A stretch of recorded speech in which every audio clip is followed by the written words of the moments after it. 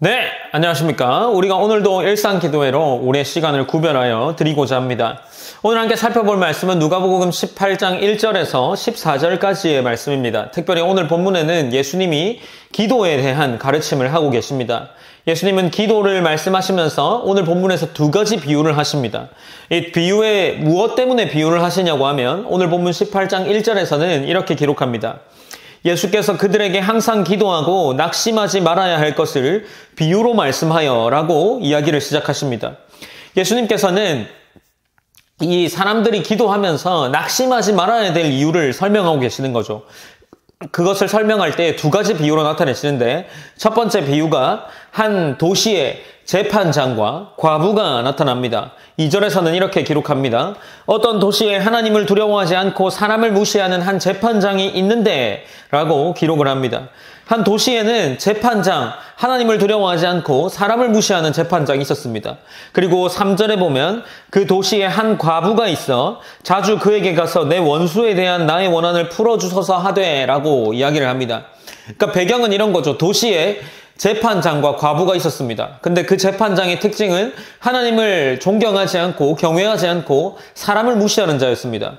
그런데 이 과부는 그 사람을 무시하는 재판장에게 자신의 원수에 대한 원한을 풀기 위해서 날마다 찾아가는 입장이었던 거죠. 이제 이 과부는 날마다 찾아갑니다. 근데 이때 과부가 어떤 사람입니까? 과부는 그 시대의 가장 사회적 약자라고 할 수 있는 인물입니다.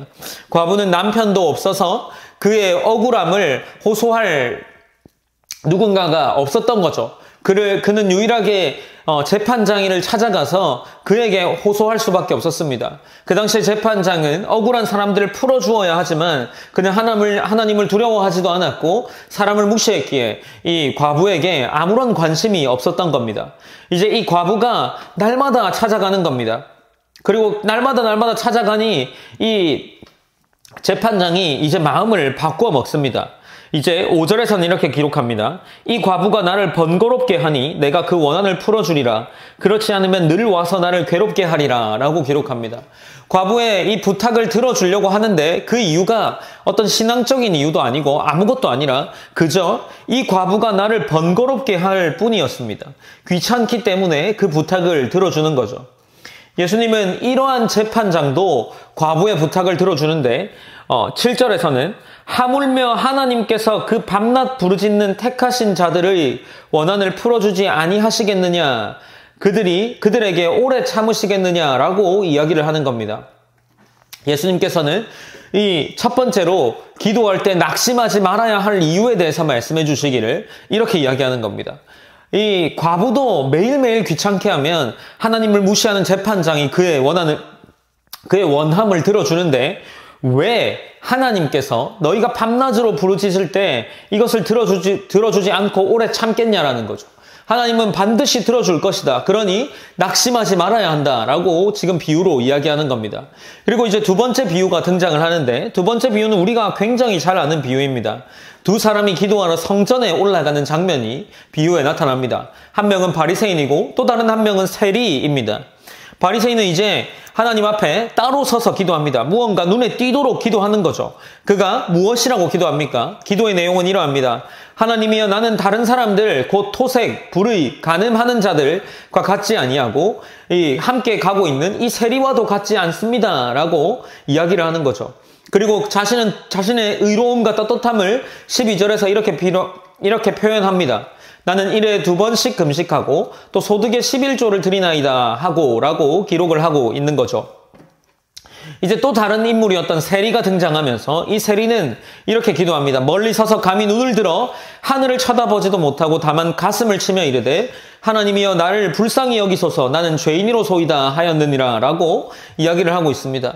이제 예수님께서는 이 두 사람, 바리새인과 세리 중에 누가 더 의롭냐라고 물어보시면서 이제 바리새인이 아니고 이 사람이 이제 세리가 더 의롭다라고 말씀하시는 거죠.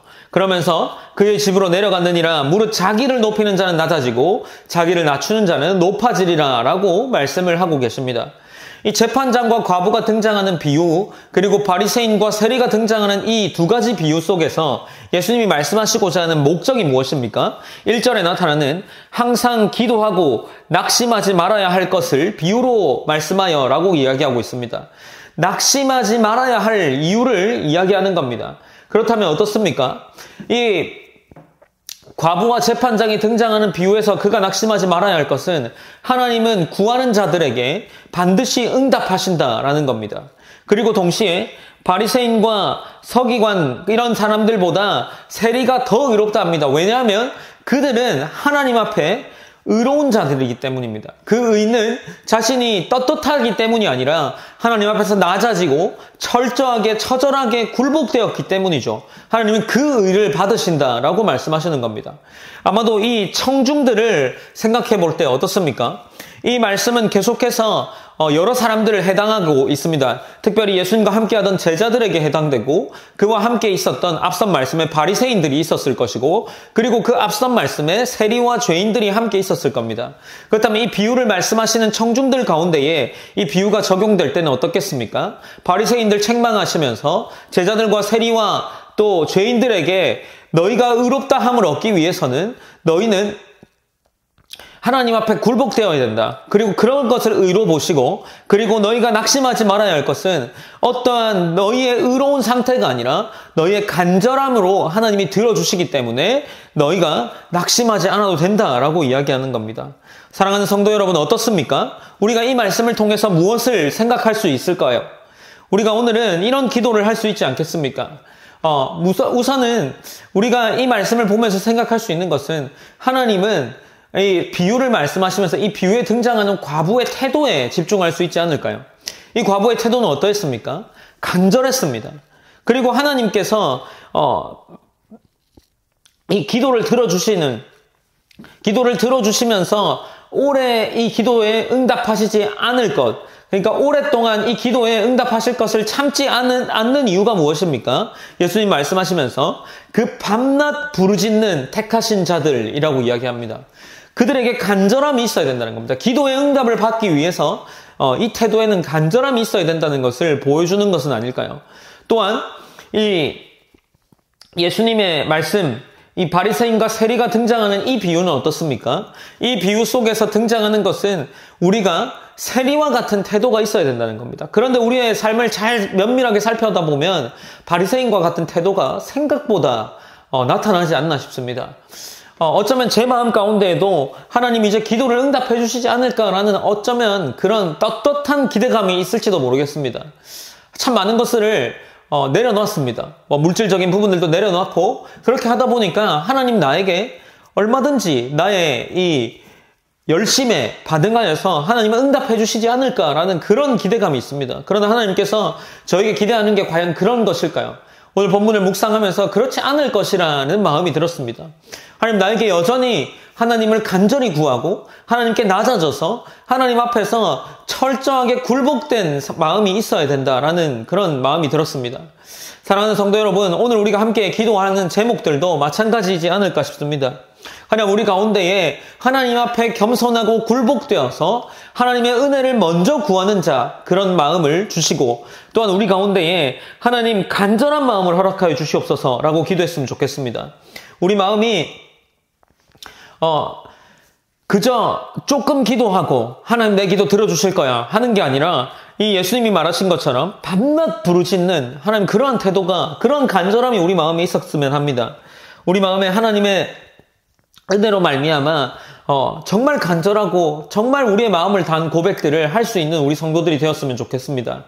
우리가 늘상 짧은 시간 기도하지만 우리의 기도가 그 자리에 머물러 있지 않고 그 기도 가운데에 더 깊은 기도의 자리로 갈 수 있는 발판이 되게 하셔서 하나님께서 우리와 함께 해주시고 이 기도로 말미암아 우리가 날마다 더 낮아져서 의로운 하나님이 인정하시는 낮은 자를 추구하면서 그걸 구하면서 나아갔으면 좋겠습니다. 그럴 때 하나님 우리의 기도를 들어주실 것이고 그 기도를 들어주심으로 말미암아 우리가 낙심하지 않고 다시 한번 간절함으로 하나님께 나아갈 수 있으리라 생각합니다. 우리가 함께 기도 제목들을 위해서 기도하시고 제가 기도하고 오늘의 일상 기도회를 마무리하도록 하겠습니다. 사랑하는 하나님, 하나님을 사랑하는 성도들이 모여서 하나님께서 우리를 불러 모아서 예배를 올려드립니다. 그리고 매일의 기도에 나아갑니다. 하나님, 우리 마음 가운데에 혹 바리새인과 같은 마음이 없는지 돌아봅니다. 하나님, 우리가 어쩌면 우리가 충분히 그 은혜를 누릴 자격이 있다라고 생각할지도 모르겠습니다. 그러나 하나님, 우리에게 요구하시는 것은 그러한 태도가 아니라 하나님, 우리에게 정말 간절하고 낮아지고 하나님이 의롭다 인정하실 만큼 우리가 철저하게 깨어진 하나님, 그러한 우리의 마음을 원하신다. 오늘 말씀을 통해서 나누었습니다. 우리가 그러한 마음을 가지게 하시고, 하나님, 우리가 하나님 정말 밤낮 부르짖는 자들에게 응답하신다 말씀하신 것처럼 우리도 우리의 기도가 하나님 툭 던져놓고 응답을 바라는 것이 아니라 하나님, 우리가 하나님 나라를 구하든 우리의 원을 구하든 우리 개인의 간구를 하든 하나님, 우리가 하나님 앞에서 철저하게, 더 간절하게, 더 믿음으로 이 기도가 우리의 간절함으로 말미암아 하나님께 상달되어서 믿음으로 이루어질 것이다 라고 그렇게 믿으며 살아갈 수 있는 하나님, 우리가 될 수 있도록, 그렇게 기도하는 자들이 될 수 있도록 하나님 인도하여 주시옵소서. 우리의 또한 기도가 우리의 원함만을 기도하는 것이 아니라 하나님의 나라와 또 하나님의 의를 구할 수 있는 기도까지 우리의 기도 또한 성장해 갈 수 있도록 하나님 인도하여 주시옵소서. 하나님, 오늘 우리가 함께 또 삶을 보냅니다. 이 삶 가운데에 하나님께서 우리가 하나님을 붙잡을 수 있는 하나님 그러한 은혜를 허락해 주시고, 하나님 앞에 우리의 마음 가운데에 우리의 마음의 고민과 갈등과 또 우리의 어떤 부족함들을 안으며 나아갈 수 있는 하루 될 수 있도록 하나님 인도하여 주시옵소서. 모든 영광 하나님께 올려드리며 하나님께서 오늘 하루도 인도하실 것을 기대하며 오늘 하루를 시작하며 나아갑니다. 모든 영광 하나님께 올려드리며 살아계신 예수님의 이름으로 기도드립니다. 아멘.